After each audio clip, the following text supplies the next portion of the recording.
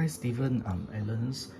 Okay, I have looked into the email and I think you don't understand about the ULV and the old spray gun. So in this video, I'd like to explain more details for the basics to you. Okay, first of all, you mentioned that you have been using the nano solution up to 2 years in your old spray gun without clogging issue. Okay, so two things I would like to highlight here. Okay, first one, the atomizer actually is not atomizer, it's a spray gun. The spray gun you are using is 2 years. Okay, so 2 years should be the old type of the spray gun, which is internal look like this. Okay, water go into the pump and go out from the pump to the nozzle. So without the air pressure part, there's no air combination at the nozzle here. So yours 2 years should be the old spray gun, because the ULV technique just get popular I think 1.5 years ago. 1.5 years ago, ULV just get into the market. So if you have been using for 2 years, then shouldn't be the ULV, should be the old type. So the old type is actually spray heavy, not heavy, it's a coarser mist. It's more to water droplets. So this one you spray water droplet, and the nozzle, the hole of the nozzle is very big. Very big, that means you have lesser chances to clog the nozzle because the hole is very big compared to ULV. So ULV is a very small hole, and this is a nozzle. Okay, this is a nozzle, this one, and it has two output, the water output and the air output. So water goes in here and air pressure will goes in here, and then the nozzle will combine water and air pressure to produce a very fine mist. Okay, and then the hole of the nozzle is very small. It is controlled by this metal tube. Okay, you can see this is a very tiny metal tube right here. Okay, so as you mentioned that you suggest to poke the nozzle with a needle. So for the old spray gun you can do it, but for the ULV spray gun you can never do it with a needle. Don't try it with a needle. Never try it with a needle. Okay, because the needle is actually same size to the metal tube. So if you poke it, it will not clear any stain. Okay, it cannot pass through. Okay, so if you still want to poke it with a needle, so what happen? Okay, if you push it with a needle, see the metal tube will went inside. If you push more, the metal tube will be pushed out. Okay, so the stain is still, the clog is still inside the metal tube, but you have pushed out the metal tube, so the nozzle will become a very big hole because the metal tube is missing. So the hole is big, that means you will spray a very heavy mist, or let's say a very big droplets.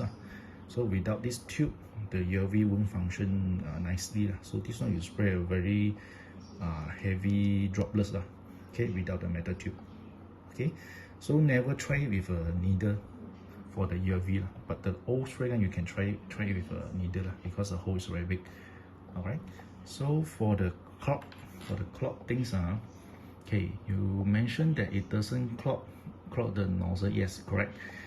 Your chemicals looks okay because you still can spray. You still can spray after a day. Actually, it doesn't clog the metal tube, but it's actually is dry in the tube and form a tiny layer of the coating, or let's say the stain inside the metal tube.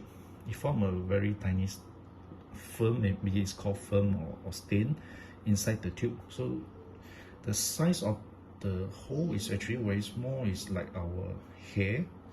So you can imagine if you form a layer of the chemical stain inside the metal tube, if you clog, it's not clog, it's actually a block. It's blocked some of the water flow.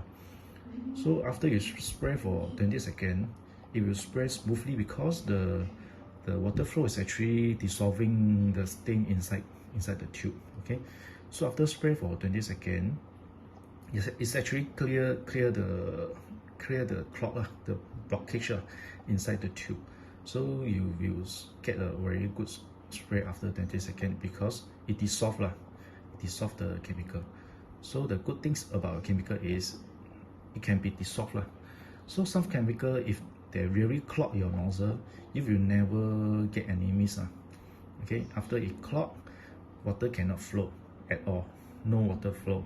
So if you never clear the metal tube, okay, so your nozzle is considered clogged by using some of the chemical which got coating ability or some the things what you say, the fine particle which got some fine particle inside the solution. If you clog the tube lah, the nozzle lah.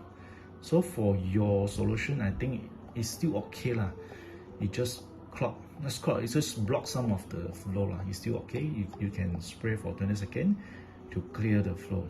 Okay, but if you are using our latest sanitizing tablet, we don't see any clog or any blockage, any issue of this by using our new sanitizing tablet. So your chemical still okay, but you clog some of the part okay.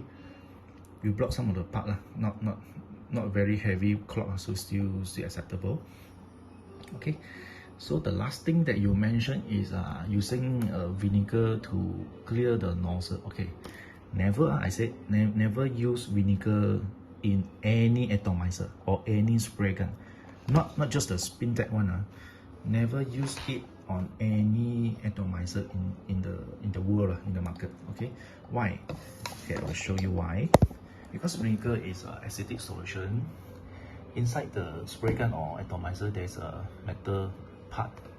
The engine part is, the motor part is a metal, and then the screw is metal, and then the button is made of metal. Okay, the screw, engine, button is all made of metal. So if you put some vinegar in the bottle and let it spray, so if you rust the metal part of the atomizer, why? Because when you spray the water, the vinegar will go out from nozzle, become mist, and then if you flow back from the water inlet into the device, and then slowly the metal part will get rust. So if you reduce the lifespan of your spray gun, so not just the spin tech one, it's all atomizer, all spray gun in the world. So never use acidic solution with the atomizer or spray gun, because it is a strong acid, and if you rust the part very fast, so you don't want your spray gun to spoil very fast. So you don't use any acidic solution with the spray gun. Okay, so this is all the things I would like to highlight.